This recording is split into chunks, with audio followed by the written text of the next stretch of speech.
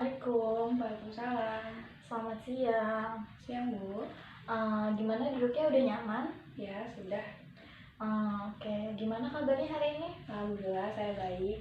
Alhamdulillah. Nampaknya kamu ada keperluan dengan ibu. Ya, Bu, saya kesini ingin konseling.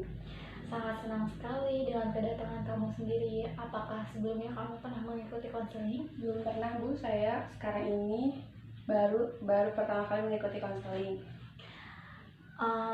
Baiklah, saya di sini akan menjelaskan sedikit tentang apa itu konseling ya. Jadi konseling itu proses pemberian bantuan kepada konseli atau individu untuk menggali atau mengenali masalah yang sedang dihadapi serta memberi solusi terhadap permasalahan tersebut. Nah, dalam konseling ini kita punya 3 asas. Yang pertama, ada asas kerahasiaan. Jadi ketika kamu bercerita, saya tidak akan membocorkan cerita kamu kepada orang lain. Yang kedua, ada asas keterbukaan. Jadi dalam bercerita kamu harus terbuka, tidak boleh ada yang ditutup-tutupi. Nah, yang terakhir ada asas kesukarelaan. Dalam mengikuti konseling, kamu harus sukarela, tidak ada paksaan dari siapapun ya. Oh, begitu ya, Bu. Wah, saya sekarang jadi paham. Sekarang saya mengerti tentang konseling. Jadi karena kamu sudah paham, jadi pertemuan kita dibatasi oleh waktu ya. Kita sepakati pertemuan hari ini waktunya itu selama kurang lebih 60 menit. Ya, saya setuju. Nah, bagaimana Sela? Akhir-akhir ini kan kondisinya lagi seperti ini. Mungkin ada sesuatu yang mengganjal di diri kamu yang ingin kamu ceritakan kepada saya? Jadi begini, Bu. Saya merasa khawatir dengan pandemi corona saat ini.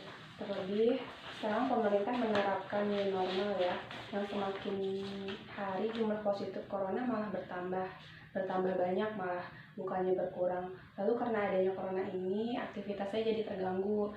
Yang biasanya ke kampus, yang biasanya keluar rumah, terus melakukan aktivitas-aktivitas di luar rumah, kali ini beda banget, harus melakukan semuanya di rumah. Kekhawatiran apa yang kamu maksud? Jadi saya merasa takut dan selalu was-was saat keluar rumah, Bu. Saya takut ketika saya pergi dan kembali, saya membawa virus untuk keluarga saya. Kan kita nggak tahu ya, Bu, orang di luar itu seperti apa. Oke, jadi dari penjelasan kamu tadi mungkin bisa diartikan kamu merasa cemas di tengah pandemi saat ini. Nah, kamu takut kamu dan keluargamu tertular. Lalu aktivitas kamu di masa pandemi ini juga terganggu dan harus dilakukan di rumah. Benar begitu? Iya, Bu. Nah, menurut saya di tengah pandemi ini ada baiknya kamu tetap melakukan aktivitas di rumah saja. Jangan bepergian keluar kalau tidak penting-penting banget ya. Kalau kamu memang terpaksa harus keluar rumah, kamu harus safety dengan menggunakan masker dan saat keluar rumah sampai di rumah mandi dan mengganti semua pakaian kamu agar kamu dan keluargamu terhindar dan tetap terasa aman. Jadi begitu ya, Bu ya? Iya begitu.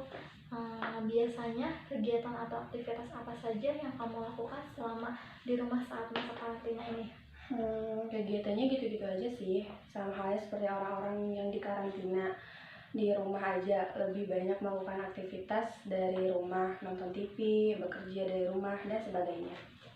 Oh, jadi kegiatan kamu lebih banyak dilakukan di rumah ya daripada di luar rumah, dan itu membuat aktivitas kamu terganggu. Apa benar seperti itu? Iya, Bu, benar banget. Selama kamu di rumah saja, kamu bisa juga melakukan kegiatan-kegiatan yang positif. Kamu bisa melakukan hobi-hobi yang kamu sukai atau berolahraga supaya tetap sehat di masa pandemi ini. Nah, agar kegiatan kamu tidak monoton dan membosankan selama di rumah saja. Iya, Bu. Dengan adanya corona ini, bagaimana dampaknya? Dampak dari corona ini, aktivitas saya terganggu, gak bisa kuliah, terus gak bebas buat keluar. Itu dampak negatifnya ya. Kalau dampak positifnya apa buat kamu? Kalau buat saya sih dampak positifnya lebih banyak istirahat di rumah. terus bisa kumpul sama keluarga. Terus yang biasanya jarang kumpul sekarang jadi sering kumpul di rumah sih. Jadi corona ini ada plus minusnya ya buat kamu, ada seneng gak senengnya gitu. Iya Bu. Lalu bagaimana cara kamu mengantisipasi agar terhindar dari virus corona ini? Kalau saya sih dengan mengikuti anjuran pemerintah ya, kayak cuci tangan, terus pakai masker kalau bepergian. Apa yang kamu lakukan itu sudah bagus dengan mengikuti anjuran pemerintah. Selain itu, kita juga bisa membersihkan lingkungan sekitar, kayak membersihkan pekarangan rumah, terus mengelap debu-debu yang ada di tempat yang jarang kita bersihkan. Terus kalau keluar, sedia masker, pakai hand sanitizer kalau bepergian, dan jangan lupa untuk ingatkan orang di sekitar kamu untuk ikut menjaga kebersihan. Oh iya Bu, saya akan mengingatkan kepada keluarga saya dan orang di sekitar saya agar selalu menjaga kebersihan. Nah, bagus seperti itu. Lalu bagaimana perasaan kamu terkait adanya corona ini? Senang sih. Kamu bilang senang, tapi kayaknya nggak ada rasa senang gitu. Muka kamu datar-datar aja. Saya senang bisa kumpul sama keluarga, tapi lama-kelamaan bosen juga, jenuh sama aktivitas yang gini-gini aja. Oke, saya merasakan dan memahami apa yang kamu rasakan terkait rasa jenuh atau kegiatan yang monoton setiap harinya. Saya yakin bukan hanya kamu saja yang merasakan kejenuhan itu. Iya Bu. Dapat saya simpulkan dari konseling kita pada hari ini, jadi semenjak adanya corona ini kamu merasa cemas dan aktivitas kamu banyak terganggu. Kamu jadi sering di rumah saja dan melakukan segala kegiatan di rumah. Lalu dengan adanya corona ini ada plus minusnya untuk kamu, ada senang gak senangnya gitu ya. Kamu juga sudah berusaha terhindar dari virus ini dengan rajin cuci tangan dan memakai masker saat bepergian.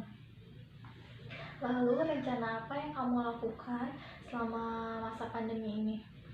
Kalau saya sih bisa jadi melakukan hal-hal atau kegiatan yang positif gitu, kayak di rumah seperti olahraga, melakukan hobi-hobi atau kegiatan yang belum pernah saya lakukan sebelumnya akan saya lakukan saat pandemi ini Bu. Menurut saya sudah bagus ya kamu melakukan hal-hal positif seperti itu. Nah, bagaimana perasaan kamu setelah melakukan konseling ini? Kalau perasaan saya sih sekarang senang, lega juga karena saya sudah bisa menceritakan keluh kesah yang selama ini saya rasakan.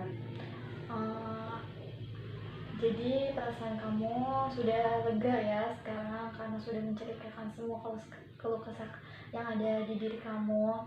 Nah, apakah ada yang kamu ceritakan lagi? Nggak ada sih Bu, udah cukup. Nah, kalau sudah dirasa cukup, kita akhiri sesi konseling pada hari ini ya. Wassalamualaikum. Waalaikumsalam.